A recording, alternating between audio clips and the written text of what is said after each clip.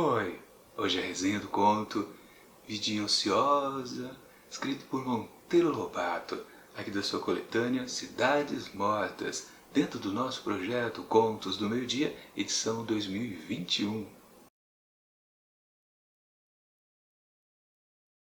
Bom pessoal, na verdade esse conto intitulado Vidinha Ociosa não é uma pequena história. O que é de fato são um conjunto de pequenas histórias, 11 delas para ser mais preciso. Algumas super pequenininhas, coisa de 2, 3 parágrafos, outras um pouquinho maiores, mas no fundo são historietas. E claro, digamos que todas conectadas ao tema aí sim do título, Vidinha Ociosa.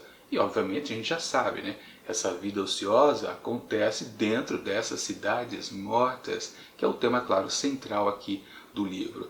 A gente pode considerar então que essas historietas que temos por aqui, na verdade são pequenas ideias que o Monteiro Lobato teve a respeito, sim, dessa temática, que na verdade é algo que sempre aconteceu em todas as suas histórias, porque se você levar em consideração os dois outros livros de coletâneas e contos que já vimos aqui do Monteiro Lobato, a saber, Urupês e também Negrinha, todos eles aqui resenhados, ou seja, todas as histórias contidas dentro desses dois livros estão dentro do projeto Contos do Meio-Dia nos anos anteriores. É só você procurar, se eu lembrar eu coloco o card aqui em cima para você já ir direto à primeira história de cada um desses livros. Mas enfim, nas outras publicações ele já tinha essa noção que as cidades elas são mortas justamente pelos próprios moradores, digamos assim. Não é apenas a questão principal, como é colocado no primeiro conto aqui deste livro, que, por exemplo, o ciclo do café é que se acabou. Não, na verdade, são as próprias pessoas que meio que inviabilizam as cidades onde moram. Na verdade, o progresso não chega, ou no caso, o progresso não foi embora, o tal do ciclo do café. O progresso foi com dinheiro, mas as pessoas que ficam permanecem no seu estado quase que vegetativo. No fundo, os habitantes dessas cidades, eles talvez só tiveram a sorte do dinheiro ter passado ali por eles, mas quando o dinheiro literalmente voou, foi embora, eles ficaram no que eles já eram antes. Um povo sem cultura, um povo sem capacidade de se desenvolver sozinhos. É, por exemplo, um pouco da temática do primeiro livro, da primeira pequena história que temos por aqui, onde ela é intitulada Apólogo, que é uma situação bastante interessante e ela é tão curtinha que vale a pena ser lida completamente. Olha só, ou ouçam só. O velho Torquato dá relevo ao que conta a força de imagens engraçadas ou apólogos. Ontem explicava o mal da nossa raça, preguiça de pensar, e restringindo o acerto à classe agrícola. Se o governo agarrasse um cento de fazendeiros dos mais ilustres e os trancasse nesta sala, com 100 machados naquele canto e uma floresta virgem ali adiante, e se naquele quarto pusesse uma mesa com papel, pena e tinta, e lhes dissesse: ou vocês pensam meia hora naquele papel, ou botam abaixo aquela mata. Daí, a 5 minutos, 101 machados pipocavam nas perobas. É exatamente isso o ponto que então, o Monteiro Lobato quer chegar com a maioria das suas histórias. As pessoas, mesmo que ilustres, no caso aqui, ou seja, com dinheiro no bolso e também com educação, obviamente, conseguida através de poder sustentar estudos, mesmo assim as pessoas elas não progridem intelectualmente, sim, elas são incapazes, tal qual uma pessoa pobre ou até os miseráveis.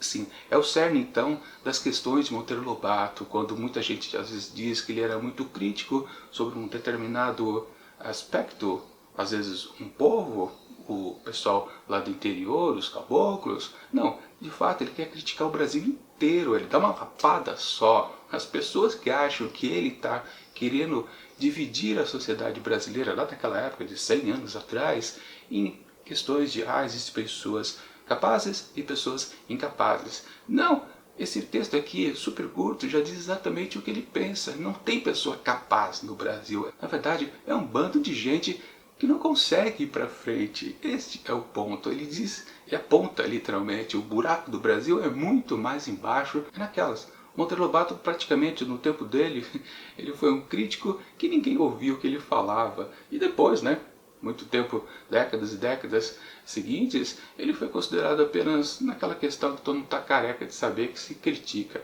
em cima dele. Aliás, neste momento que eu faço aqui este vídeo, há pouquíssimo tempo teve já outra polêmica em cima de novo das questões raciais a respeito do que Monteiro Lobato falava nos seus textos. Mas não é isso, com certeza. No fundo, se ele tivesse vivo em nossos tempos atuais, com certeza ele diria que essas pessoas que não conseguem enxergar o óbvio e são completamente críticas, donos da verdade, são também mais um tipo de brasileiro, outra versão de brasileiro, que também vai produzir um país completamente medíocre. Com certeza ele faria uma tal análise desse tipo de pessoal que o critica. Mas enfim, voltando aqui às pequenas histórias contidas aqui em Vidinha Ociosa.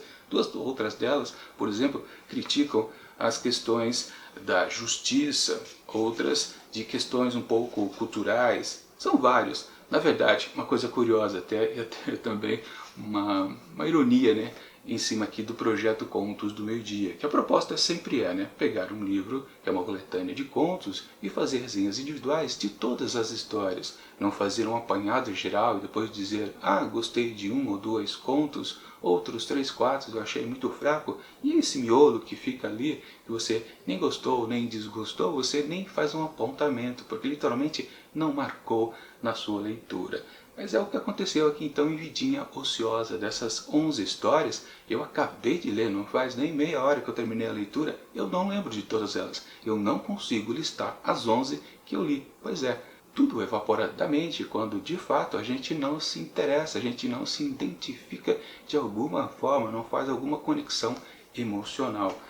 Eu gostei, claro, dessa que eu li para vocês, e também de uma outra que é muito boa também, que é Pé no Chão, onde aí, curiosamente, nós temos um ato até de inteligência, mas é aquela coisa que uma pessoa consegue se safar de uma certa dificuldade, imposta, claro, por questões econômicas ou sociais, mas no fundo, não quer dizer que a pessoa é brilhante, ela apenas se safa de um problema, mas ela não consegue se safar dos demais problemas que a própria vida que a pessoa tem.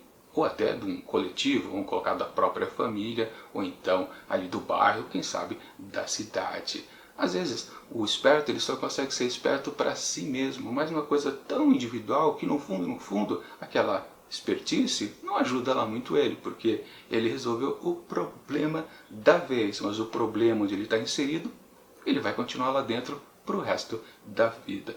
Então é o que acontece aqui nessa história Pé no Chão, que também acho que vai ser dita, porque eu acho que tem pouco tempo ainda o vídeo, e vamos lá para ela. Ouçam só. Fica no extremo da rua o grupo escolar, de modo que a meninada passa e repassa à frente da minha janela. Notei que muitas crianças sofriam dos pés, pois traziam um no chão e outro calçado. Perguntei a uma delas, que doença de pés é essa, bicho arruinado? O pequeno baixou a cabeça com acanhamento, depois confessou, é economia. Compreendi. Como nos grupos não se admitem crianças de pé no chão, inventaram as mães pobres aquela pia-fraude. Um pé vai calçado, o outro, doente de imaginário mal crônico, vai descalço. Um par de botinas dura assim por 2. Quando o pé de botina em uso fica estragado, transfere-se a doença de um pé para o outro, e o pé de botina de reserva entra em funções. Destarte, guardadas as conveniências, fica o dispêndio cortado pelo meio, acata-se a lei e guarda-se o cobre. Benditas sejam as mães engenhosas. É exatamente o que eu falei, né?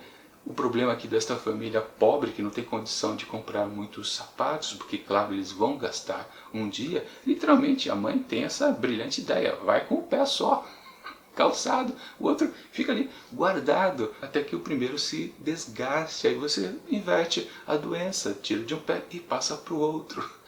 É aquilo que eu disse, a solução existiu para um problema que aquela pessoa ou aquela família possuía, mas a principal de resolver que a família é pobre foi resolvida? Não. A inteligência não trabalha para resolver estas questões. Mas é o atraso do Brasil.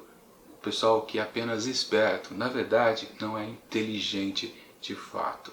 Ou seja, Monteiro Lobato está sempre crítico. Nos outros contos, então, aqui presentes, nós também temos essa acidez, só que um pouco mais rebuscada. E uma coisa que a gente nunca pode esquecer é realmente isso, né? Monteiro Lobato escrevia com muita elegância, às vezes tanto que o texto até fica um pouco hermeticamente fechado e você não entende direito o que diabos ele quer dizer. Mas tudo bem, no fundo, são críticas. O tempo todo, não as cidades mortas exatamente, mas o povo que sobrou nelas, que talvez não tenham acompanhado o dinheiro que foi embora. Ficaram ali como fantasmas e, no caso aqui, com suas vidinhas ociosas. Pois é, no fundo, Monteiro Lobato sempre acerta quando faz mesmo pequenas histórias, mesmo pequenos comentários ácidos. É o estilo narrativo dele, é o que ele gostava de dizer. Joga na cara do Brasil, Brasil, você está em maus lençóis. Enfim, para a Vidinha Ociosa, que na verdade é apenas um conjunto de contos interessantes, outros mais ou menos, e um ou dois lá que realmente eu não entendi exatamente qual foi a importância que o Monteiro Lobato quis comunicar. Bom, para esse conjunto então eu atribuo apenas 3,5 asteriscos. Mas para essas duas pequenas histórias que eu contei aqui para vocês, com certeza eu daria 5 asteriscos. Mas no conjunto aqui da obra, não que eu tenha feito o cálculo exato, né? Mas vai, um 3,5 tá de bom tamanho. Enfim, semana que vem a gente vê mais outro conto, aí sim completo, do Monteiro Lobato. Deixa eu ver se eu acho aqui o nome. Acho que já passou, né? Opa, tá aqui. Será Cavalinhos, que é uma história também curta. Curtinha também, como sempre. E vamos combinar, sexta-feira vamos para a literatura argentina aqui com Mariana Henriques, com a sua coletânea As Coisas que Perdemos no Fogo. Eu sempre esqueço o título aqui desse livro da Argentina. Mas, enquanto esses próximos vídeos não chegam, eu deixo aqui do lado dicas de outras resenhas que já aconteceram aqui dentro do projeto Contos do Meio Dia, edição 2021. E tchau!